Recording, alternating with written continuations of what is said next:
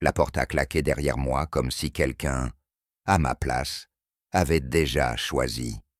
Ce n'était pas Noé qui m'a ouvert, mais son père, Marc, manches roulées et regard, qui s'attarde juste un peu trop.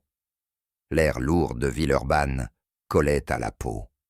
Entre nous, quelque chose vibrait déjà, une proximité dangereuse qui ne disait pas son nom. C'était un après-midi lourd où l'air gardait la mémoire. J'ai sonné chez les Carons à Villeurbanne, convaincu d'y trouver Noé. Ce n'est pas lui qui a ouvert, mais son père, Marc, manches roulées, terre sur les bras, ce calme qui prend toute la place. Il m'a laissé entrer. Le clic de la porte a sonné plus fort que prévu, comme si quelque chose venait d'être décidé sans nous. La maison sentait la cire et l'été. Il m'a tendu un thé glacé, la condensation traçant des routes sur le verre. On a parlé d'études, de petits boulots, de la rentrée à Lyon. Sa manière d'écouter avait du poids, une attention sans hâte qui vous installe. Son regard a traîné une seconde de trop, juste assez pour que je me sente vu. Il a détourné les yeux. Le jardin m'attend. Si tu veux. J'ai dit oui avant de réfléchir. Dehors, la chaleur tenait nos gestes.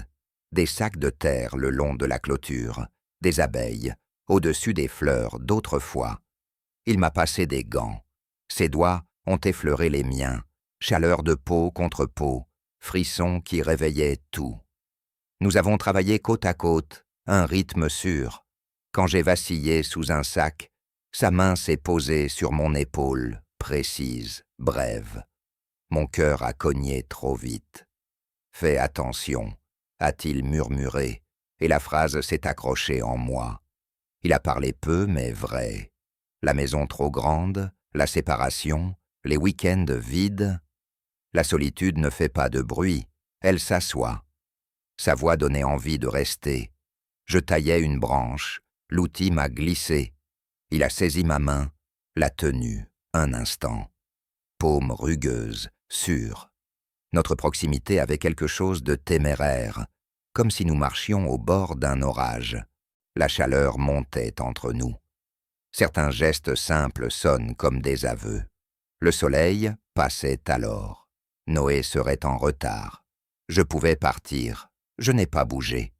Il a chassé un peu de terre sur mon dos. Sa main a suspendu son geste au milieu de mes omoplates. Le silence s'est tendu, plein d'une promesse sans nom. On rentre. Sa voix avait retrouvé sa retenue. J'ai hoché la tête. Le parquet me paraissait plus froid que ma peau. Dans le salon strié de lumière, les photos gardaient des sourires lointains. Je me suis assis à côté de lui. Les sujets venaient, repartaient. Le ronron du frigo couvrait notre souffle, puis « Tu n'as pas besoin de faire semblant avec moi. J'ai feint l'ignorance. » Il a souri sans ironie. « Je sais, et ça ne me dérange pas. » Les mots ont fait sauter un verrou discret. Il a ajouté, simple, « Je ne suis pas entièrement du côté qu'on attend. » Pas de drame, juste la vérité posée entre nous. Il a parlé d'une jeunesse en province, des routes tracées, du mariage sincère et de l'usure sans colère. J'entendais ma propre crainte dans la sienne. Il a conclu, « Tu peux partir si tu veux. » J'ai serré mon verre. Je suis resté. Le premier tonnerre a roulé. Nous avons fermé les fenêtres. À la grande baie, le battant bloqué. Nos épaules se sont touchées, manches humides, fraîcheur partagée. Quand le loquet a claqué, nous avons respiré d'un seul souffle. Son haleine a frôlé ma joue, incendiaire et douce. Nos regards se sont accrochés trop longtemps. Il a tendu la main, hésité, puis l'a posée sur mon bras. Geste minime, sens immense, peur, désir, demande d'abri. La pluie fouettait les vitres, notre proximité tenait du seuil, tout en moi tirait dans deux sens, et ce tiraillement avait la douceur d'un aveu retenu. Il a reculé. Ça ne peut pas. J'ai hoché la tête. Tu devrais partir avant que ça empire. J'ai pris mon sac, geste lent pour ne rien briser. À la porte, Il s'est excusé. « Tu n'as pas à l'être ?» ai-je dit, déjà sûr qu'il le serait. Dehors, l'orage sentait l'été qui se fend. L'eau a traversé ma chemise. J'ai gagné la voiture sans me presser, sentant sa présence derrière moi, ce fil invisible tendu de nous à nous. Sous la pluie, la lampe du Porsche tenait bon, comme un phare, inutile et tendre. Je suis parti. La ville s'est brouillée derrière les essuie-glaces. Avions-nous franchi une ligne, ou seulement reconnu qu'elle existe? Je savais ceci. J'avais été vu, et cette clarté me faisait autant honte que bien. Les jours suivants, j'ai vécu en pilote automatique. Messages, courses, couloirs de la fac, tout passait à travers. J'évitais Noé, j'évitais la rue des Carons. La nuit, le souvenir revenait. Odeur de terre, tiédeur du salon, cette phrase qui me donnait la permission d'être. Au marché de la Part-Dieu, le hasard nous a remis face à face, lui et moi, devant des fraises. Nous sommes sortis, sous l'auvent, à l'écart. « Je n'étais pas sûr de te revoir », a-t-il dit. Moi non plus. Il a pris le temps. Ce qui s'est passé n'était pas une erreur, mais ce n'est pas quelque chose qu'on peut garder. La phrase m'a coupé et soulagé. Je sais, une part de moi s'est sentie utilisée, et une autre aimée. Son souffle a vacillé. Alors c'étaient les deux. Il m'a pris dans ses bras, sans tirer, comme on pose une question. J'ai répondu en m'y abandonnant. Court et plein, un battement, un aveu. Quand il s'est écarté, ses yeux étaient humides, mais sûrs. On s'en souviendra avec douceur. J'ai acquiescé. L'air m'a paru plus clair. La culpabilité s'est tue sans disparaître, comme une pluie devenue bruine. J'ai compris que certains secrets n'ont pas à être criés. Ils éclairent mieux de l'intérieur. Et que le courage, parfois, c'est rester debout dans une proximité dangereuse sans trahir ni l'autre ni soi. La nuit suivante, j'ai rêvé que la pluie frappait à la fenêtre et que quelqu'un, de l'autre côté, murmurait mon prénom sans oser rentrer. Au réveil, la maison était sèche. Le murmure, lui, ne m'avait pas quitté. Je me suis jeté dans la routine pour étouffer le bruit intérieur. Bibliothèque de Lyon 2, café amer sur le trottoir de la Guillotière. Messages de cours que je parcourais sans les lire vraiment. J'évitais la rue des Carons, j'évitais mon reflet trop attentif dans les vitrines. Noé, lui, écrivait « On se voit quand ?» avec la légèreté de ceux qui n'ont rien à cacher. Je répondais « Bientôt » et laissais bientôt se dissoudre jour après jour. Le soir, je repassais la scène du marché, comme on passe la main sur une cicatrice. Ce n'était pas une erreur, avait dit Marc. Pourtant, cela salait l'air. Les jours ont ralenti, puis un message bref a déplacé l'horizon. Besoin d'un coup de main dimanche, rien de lourd, si tu peux. Une adresse que je connaissais par cœur. J'ai hésité plus que nécessaire, avant d'écrire « D'accord ». Le dimanche avait cette lumière franche d'après-orage. Le jardin semblait rassemblé, presque apaisé. Marc m'a salué d'un sourire calme, un sourire qui savait où poser la pudeur. Nous avons commencé par déplacer des pots, aligner des outils, parler d'arrosage comme si parler d'eau pouvait nous protéger du feu. Il n'a pas cherché la confidence, et c'est ce silence-là qui a recommencé à parler. Par instants, sa main s'attardait sur une anse, la mienne sur un bord de table. Nos gestes se frôlaient avec ce courage minuscule qui fait trembler plus sûrement qu'un cri. J'ai senti que sa présence arrondissait mes angles. Près de lui, je respirais autrement, plus bas, plus long. Nous avons fait une pause sous l'auvent. La chaleur tenait encore le bois. Il m'a demandé si la fac allait, si je dormais. J'ai menti avec douceur. Il a accepté ce mensonge comme on accepte un verre d'eau trop tiède. Ce n'est pas bon. mais ça aide à tenir. Quand Noé a appelé, le téléphone de Marc a vibré entre nous. Ses yeux ont cherché les miens un bref instant. J'ai reculé d'un pas, sans savoir si je fuyais ou si je le protégeais. « Oui, ça va, j'ai du monde à la maison », a-t-il dit, voix égale. Ce du monde m'a fait sourire malgré moi. Dans ce monde, il n'y avait que 2 chaises et une retenue.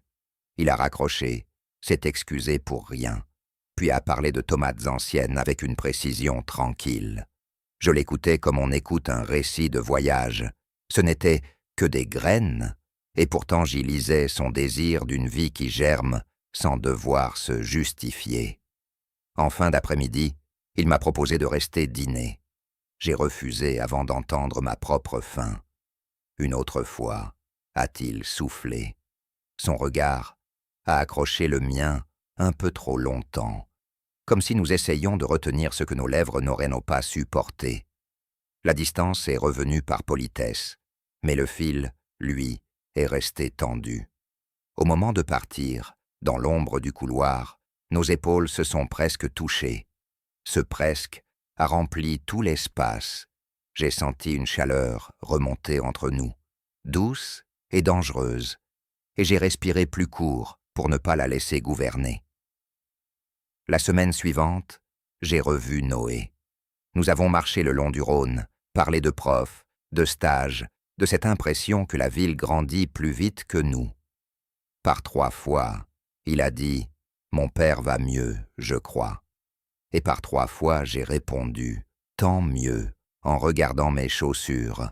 Il m'a invité à passer le vendredi soir. « Petite bouffe simple », a-t-il ajouté.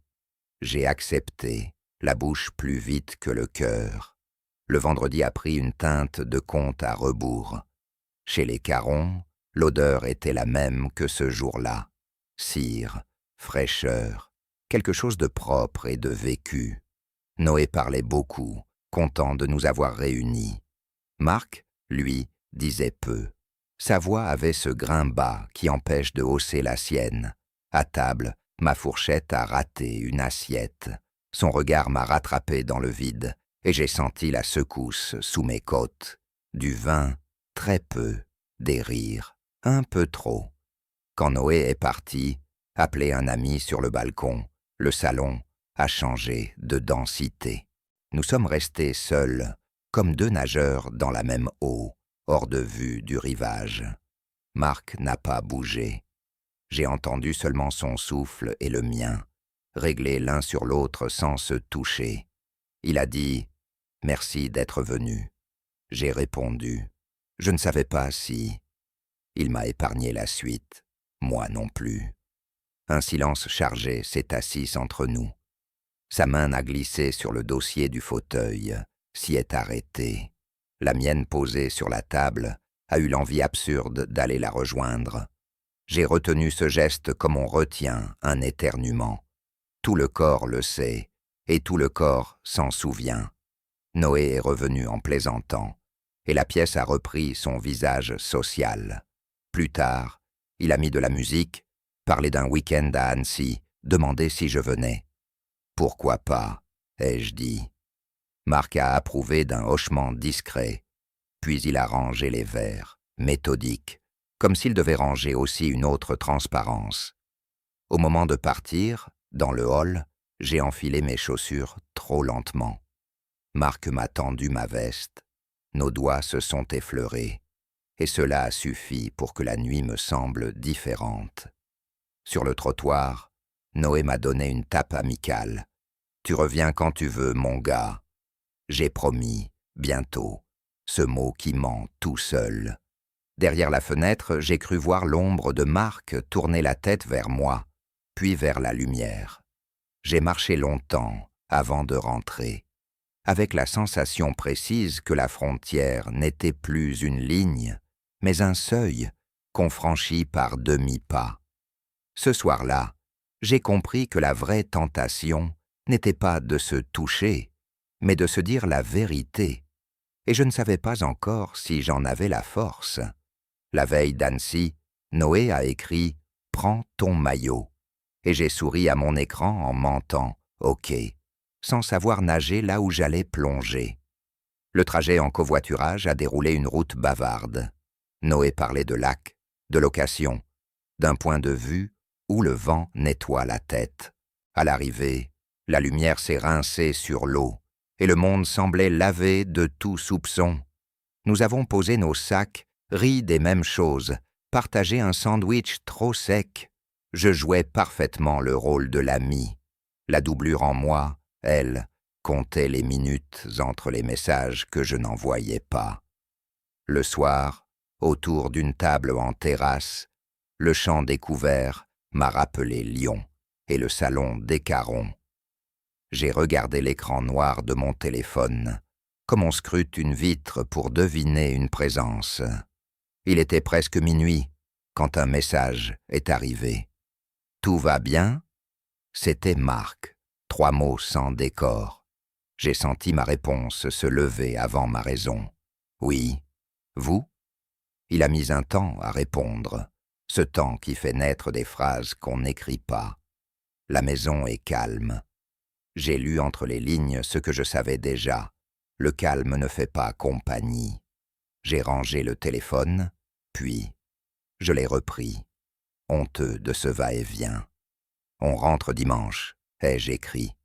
Il a répondu « Bonne nuit », 2 mots qui retiennent l'envie de parler plus. Le lendemain, sur le ponton, Noé a demandé « Tu penses à quoi ?»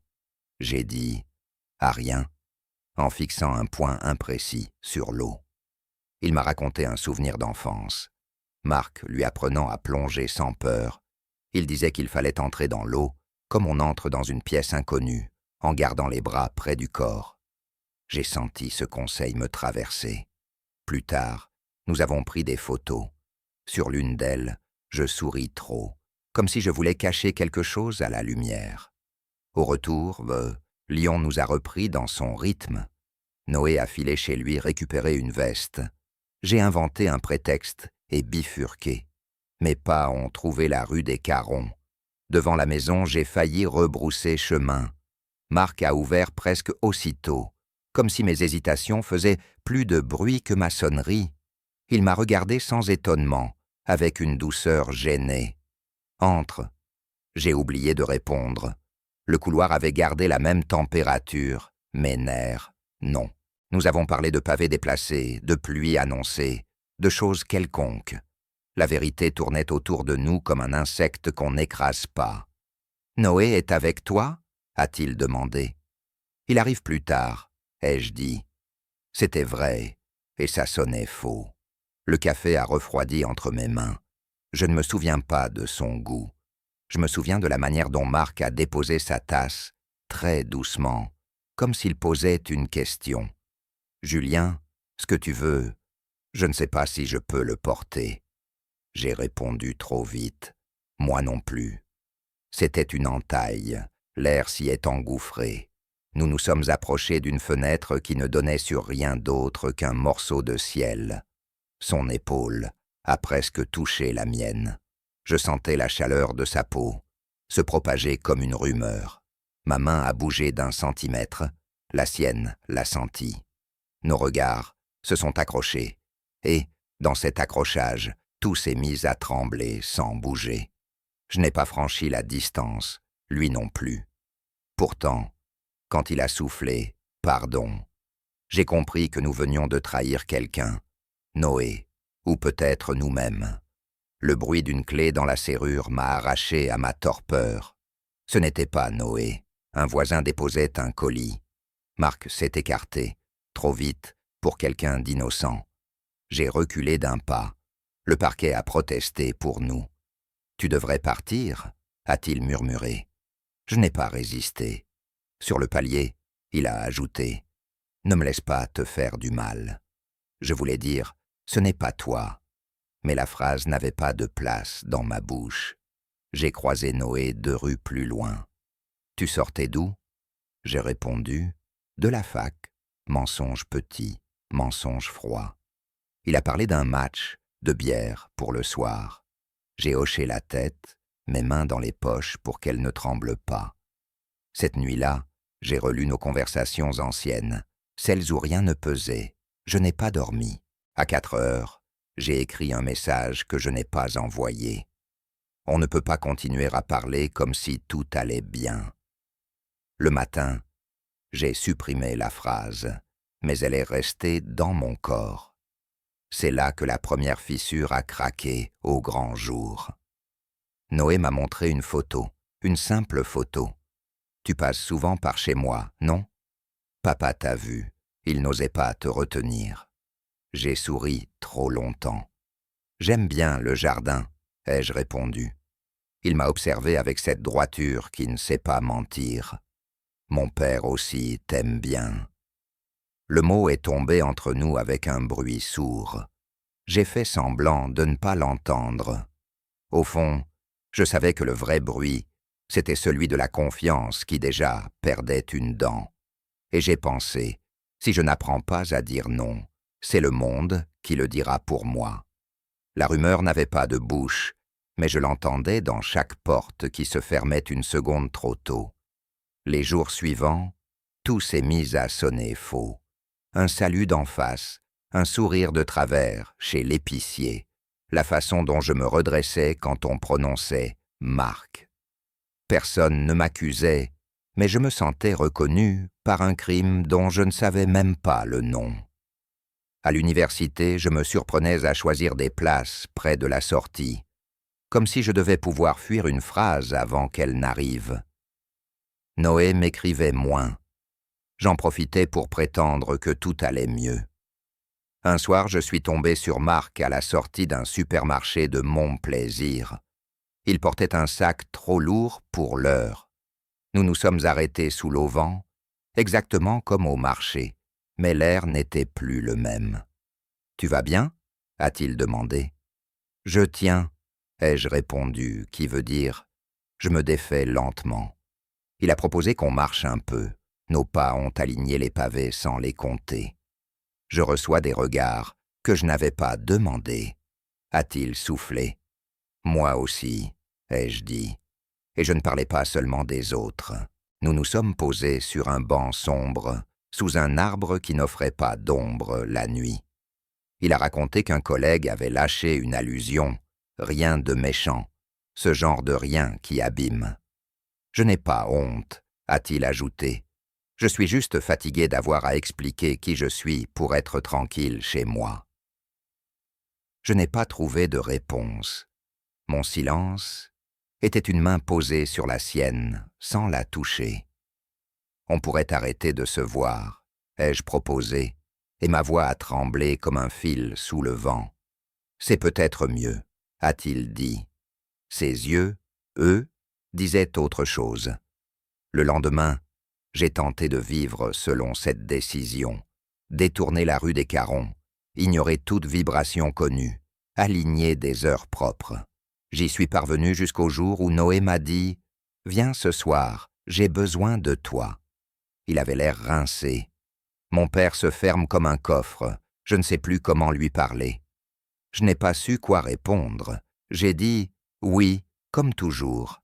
Et j'ai senti la promesse de la veille se briser sans bruit. Chez eux, la table était mise, mais rien n'avait commencé. Noé a lâché un « je reviens » après un coup de fil. Me voilà seul avec Marc, encore. Nous nous sommes fait face dans la cuisine, lumière nue, couverts, qui respirent à peine. On devrait... A-t-il commencé? Oui, ai-je coupé. Mais le oui ne savait pas quoi faire de lui-même.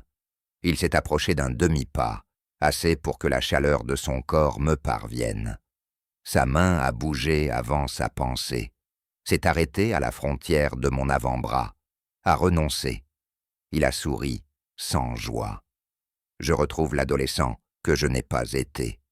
Ce n'est pas une raison pour te voler le tien.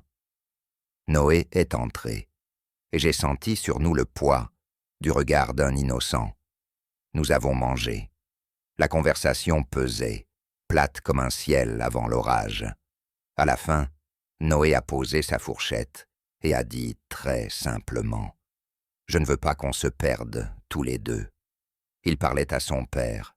mais je l'ai reçue pour moi. Marc a répondu « Moi non plus », d'une voix basse.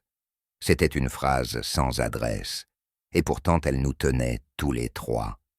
Les jours qui ont suivi ont été faits de petites lâchetés utiles. Je laissais des messages non lus. Je choisissais des horaires impossibles. Marc m'envoyait parfois une photo de jardin, une fleur, un tuteur, 3 mots au plus. Je répondais par une pluie d'ellipses que je n'écrivais pas. À la fête de la musique, j'ai croisé un groupe d'amis communs. Quelqu'un a plaisanté sur « les vieux qui se remettent à vivre ». J'ai ri trop tard. Cette même nuit, Noé m'a demandé « Tu me dis si quelque chose cloche ?» J'ai dit « Rien ». Et ce rien a pesé tout le poids d'un mensonge. Entre peur d'être démasqué et peur d'abandonner, j'ai fini par choisir la douleur la plus supportable, l'éloignement. J'ai écrit à Marc « Je ne viens plus, pas parce que je t'efface, mais parce que je veux qu'on ne s'abîme pas. » Il a répondu « Je comprends, prends soin de toi. » 2 phrases propres. Le lendemain, j'ai senti dans mes poches la place vide de mon téléphone. Le monde était plus silencieux, mais pas plus simple. La rumeur, elle, s'est éteinte faute d'aliments, puis s'est réinventée ailleurs. Noé parlait déjà d'un projet hors de Lyon. « On se verra moins », a-t-il dit avec une gaieté forcée. J'ai hoché la tête en promettant l'inverse. La veille de son départ en repérage, un message est arrivé de Marc. « Dernier carton demain matin, je donnerai les rosiers, si tu veux en prendre un. » Cette phrase tenait lieu d'adieu. Je n'ai pas su si j'avais le droit d'y aller. Je me suis présenté à l'aube, aussi pour éviter les regards. Marc m'attendait sur le pas de la porte, mains nues. Le jardin avait cette beauté simple des choses qu'on a aimées juste assez. Il m'a tendu un rosier en pot. « Tu sauras t'en occuper », a-t-il dit. « Je ferai de mon mieux », ai-je répondu. Nos doigts se sont frôlés dans un tremblement calme. C'est alors qu'un bruit de porte derrière nous a claqué. Noé. Il nous a trouvés comme ça, trop proches pour être étrangers, trop loin pour être coupables. « Vous êtes matinaux », a-t-il lâché en nous scrutant. Je n'ai pas su respirer. Le regard qu'il a posé sur nous a pesé plus lourd que toutes les rumeurs réunies. Et j'ai compris qu'à partir de là, rien ne serait plus facile. Quand il m'a demandé, c'était l'amour, ou juste le moment. J'ai su que ce que je répondrais déciderait de ce qui resterait de nous. Noé avait cette franchise qui l'empêchait de tricher avec ses propres questions. Nous étions assis au bord du parc de la Tête d'Or, à distance d'un groupe d'enfants qui lançaient un ballon. Le matin avait l'odeur verte des jours sans projet. « Parle-moi, franchement », a-t-il dit. « Je le veux pour savoir comment avancer, pas pour te punir. » Sa bonté m'a coupé la gorge. J'ai respiré. Et les mots, cette fois, se sont rangés dans l'ordre. J'ai dit que rien d'interdit n'avait été fait, mais que beaucoup de choses avaient été senties.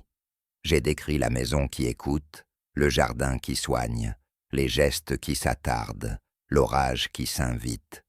J'ai dit la fatigue de se cacher, de ce dont on n'a pas à s'excuser, la peur d'abîmer ce qu'on a de plus précieux. « Tu es mon ami ?» ai-je ajouté. « Je ne veux pas que ta confiance tombe dans ma main comme un verre qu'on lâche. » Noé a gardé le silence, puis a posé la question qui pesait. « Et lui ?» J'ai répondu. Il m'a appris une honnêteté qui fait mal et du bien en même temps. Il a hoché la tête longuement. « Mon père n'a pas toujours été courageux. S'il a trouvé un peu de force avec toi, je ne peux pas t'en vouloir. » La phrase m'a traversé. « Mais j'ai le droit d'être triste, » a-t-il ajouté. « Oui, ai-je dit. Nous avons marché sans parler. À l'ombre d'un chêne, il a repris. Je pars 2 mois. À mon retour, j'aimerais qu'on se retrouve autrement. J'ai promis d'essayer. Au moment de nous séparer, il m'a serré fort. comme pour caler une pièce qui branle dans un meuble. J'ai senti qu'il me permettait d'exister ailleurs que dans la faute. Je suis allé voir Marc une dernière fois, non pour ouvrir une porte, mais pour la fermer sans la claquer. Il m'attendait dans un salon un peu vide. Les photos manquantes dessinaient des rectangles pâles sur le mur. « Noé t'a parlé ?» a-t-il demandé. « Oui » ai-je répondu. « Et toi ?» Il a soupiré. « Je vais partir quelques semaines, faire les choses lentement.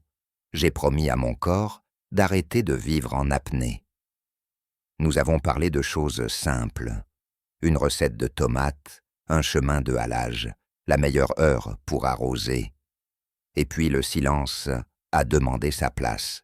« Je t'ai regardé comme on regarde la clarté », a-t-il dit.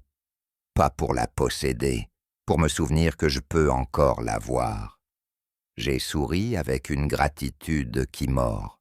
« Tu m'as regardé comme un humain ?» ai-je répondu. « Pas comme un danger, pas comme un prétexte. » Il a acquiescé. Nous étions debout, proches, sans nous leurrer. Sa main a tremblé, a trouvé mon avant-bras, y a posé une chaleur stable. Pas une promesse, une reconnaissance. Je n'ai pas bougé. Le temps n'a pas eu besoin de s'étirer. Il s'est juste déplié assez pour que la paix, maigre et vraie, s'y allonge. Nous avons rangé les derniers objets ensemble. À la porte, il a murmuré. Tu m'as aidé à nommer ce que j'avais laissé sans nom. Tu m'as appris à ne pas trouver la honte là où il n'y en a pas. Nous avons ri doucement, étonnés de pouvoir rire à cet endroit précis. Avant de partir, j'ai dit « On se souviendra avec douceur ». Il a répété « Avec douceur ». C'était une chose entière. Dehors, j'ai suivi à pied la Saône jusqu'au pont, avec la sensation d'avoir rendu quelque chose à sa place, sans savoir quoi. Le téléphone a vibré, un message de Noé. « Je t'envoie une photo quand j'arrive », j'ai répondu. « Fais-le ». Plus tard, Marc a envoyé une image floue d'un rosier contre un muret. Il a repris, a-t-il écrit. J'ai compris qu'il parlait de la plante, et de nous deux, et de lui seul. J'ai posé mon téléphone dans ma poche comme on glisse une lettre dans un livre qu'on garde. Les semaines ont passé. Le vide a cessé de crier, s'est mis à respirer. J'ai appris à laisser les choses à leur juste distance. L'amitié, à hauteur de regard. L'attirance, en mémoire. La honte, dehors. Un soir, en traversant la place Bellecour, j'ai croisé deux silhouettes qui se tenaient par la main sans prudence. Je n'ai pas envie de les rattraper ni de les juger. J'ai simplement senti sur ma peau le courant léger d'une liberté qui m'effleurait. Lorsque Noé est revenu, nous nous sommes retrouvés à mi-chemin. Pas chez lui, pas chez moi. Un café bruyant où personne ne regarde personne. Il a posé sur la table une petite boîte. Pour ton rosier. C'était un sécateur. Nous avons ri. Il m'a montré des photos, m'a parlé d'un projet, d'un peu de fatigue, d'un peu d'espoir. Je l'ai écouté entièrement, sans chercher à me protéger de lui. En partant, il a tapé du poing sur mon épaule, geste d'antan, geste neuf. « On va y arriver ?» a-t-il dit, et je n'ai pas cherché à savoir à quoi « id » correspondait. La nuit tombait, quand je suis repassé devant la maison des Caron. La fenêtre du salon s'est allumée. Une silhouette a traversé la pièce, puis a disparu. J'ai continué mon chemin sans m'arrêter. La vraie fin n'était pas un adieu, mais un mouvement qui cesse de tirer dans le vide. Je rentrais chez moi, avec la sensation étrange d'avoir grandi à la bonne vitesse, malgré les détours. Si je devais répondre à la question de Noé, maintenant, je dirais, ce n'était ni seulement l'amour, ni seulement le moment. C'était ce que l'on garde quand on renonce à posséder. Un peu de lumière, un peu de courage, et la preuve que la tendresse peut survivre à l'impossible. Cela suffit pour continuer sans se trahir.